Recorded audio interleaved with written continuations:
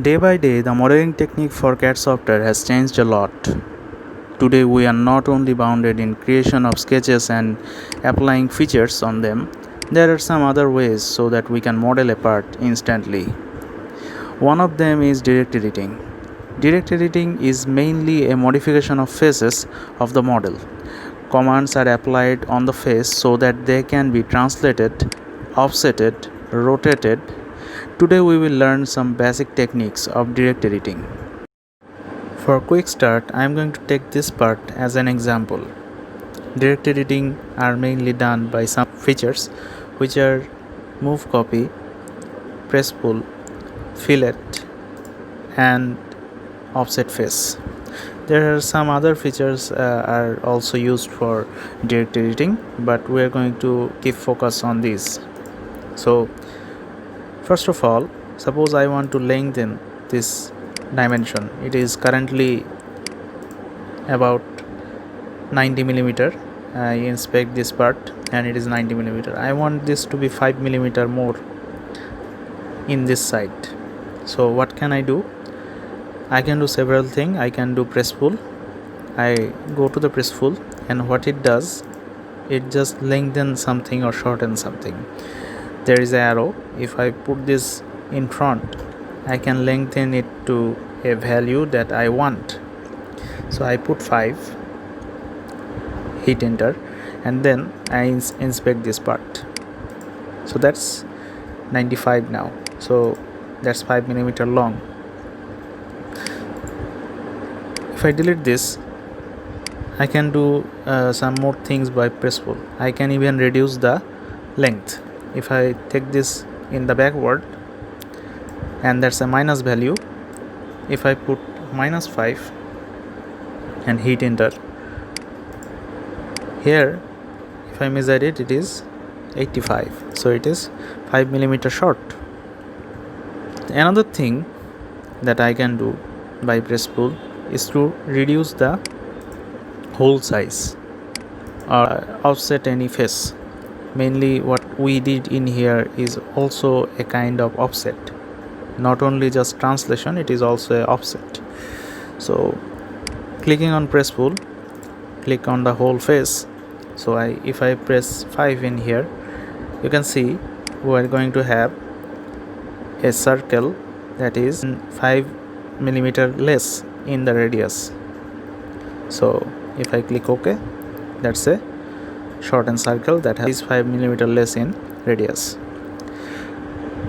So that's one kind of offset operation, but we have also a offset face. This offset face makes also the same thing. If I click this and make it 5 millimeter less or -5 millimeter, that will bring back it to the previous form, and that's the original circle that we had previously. You can see the creation of the circle sketch that was applied before the direct editing, and that fits the current circle. So that's exactly the same thing that we created before. Now how can I use the rotate function? The rotate function is a little bit tricky in here. What you have to do, you have to go to the move command, and now selecting the faces, move object as a faces, I select this face, and in the free mode, you are in the free mode. In the free mode, I want to explain this triad. This triad has some functions. These arrows are mainly for translation. You can translate, and these wheels are used for rotation,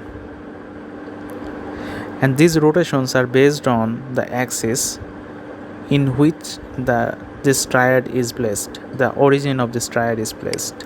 You can see, if I select from this view, you can see the axis is fixed in here, and the whole thing is moving, rotating along that axis. So that's the way you can act. You have to keep in mind. So now if I want to take this triad to a place where I can translate it as I wish, So how can I do that? I go to the rotate in here, rotate function, and I put the axis in here. Instantly I got a wheel according to that axis. There is nothing else. So this wheel can give me a freedom to rotate this face as I want. If I put -20, I got a exactly same -20 angle in here. However, it is not -20 because I have rotated it once. So if I delete the previous one, I get the real -20 angle of this face. So that's a good way to direct edit this face. So that's how you can rotate, and also you can rotate this face. I go to the move and copy, and then I rotate, click on rotate and select the axis, and then if I drag this wheel, you can see the circle is also changing its shape according to that. So if I select -20 in here also, so that's a good way to change it. You don't need to create the sketch, or you don't need to draft it to make this shape. Another way to create direct editing shapes is also fillet. You select on the press tool. If you select on the one of the edges, that can be converted into fillet command. In fillet, you can just make a rounded edge along a face, or where the two faces are connected. So that's a way to make the rounded edges, and which are very much well for mechanical design and in real life manufacturing. So that's a good way to create the fillet. And now, as we said earlier, we can see the offset face.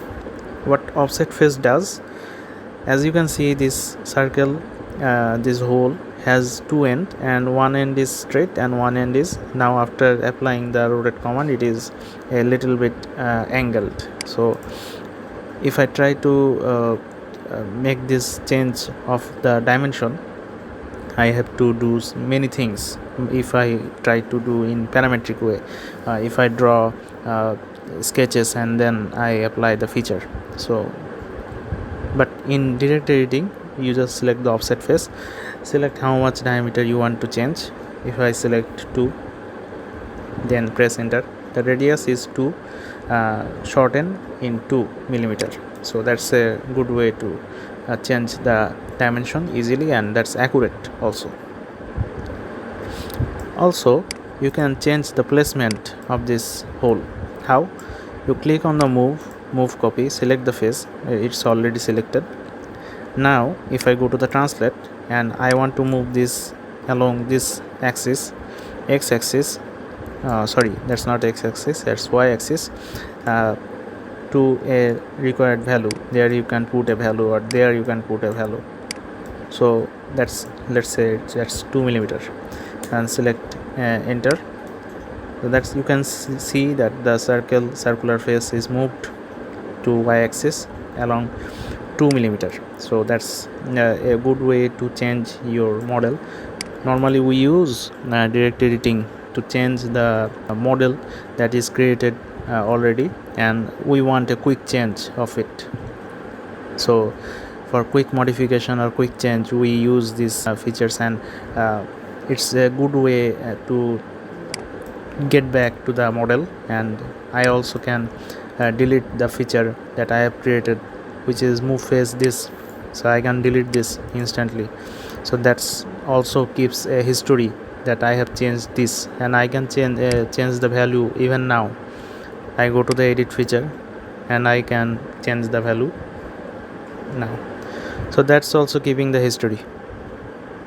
So I hope you liked this functionality of Fusion 360, and I encourage you to use this functionality more and more. Thank you.